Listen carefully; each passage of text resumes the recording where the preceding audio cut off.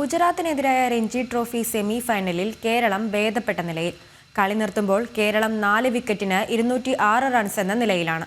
69 റൺസോടെ captain Sachin ബേബിയും 30 റൺസോടെ Muhammad അസറുദ്ദീനുമാണ് ക്രീസിൽ.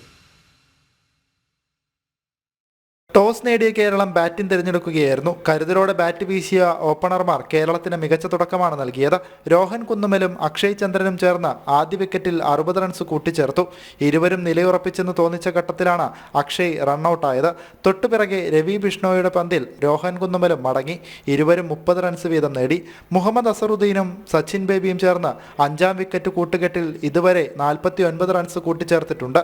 ശ്രദ്ധയോടെ bat വീശിയ captain Sachin baby 193 പന്തുകളിൽ നിന്നാണ് 69 റൺസുമായി പുറത്താകാതെ നിൽക്കുന്നത്. 8 ബൗണ്ടറികൾ അടങ്ങുന്നതാണ് സച്ചിന്റെ ഇന്നിംഗ്സ്.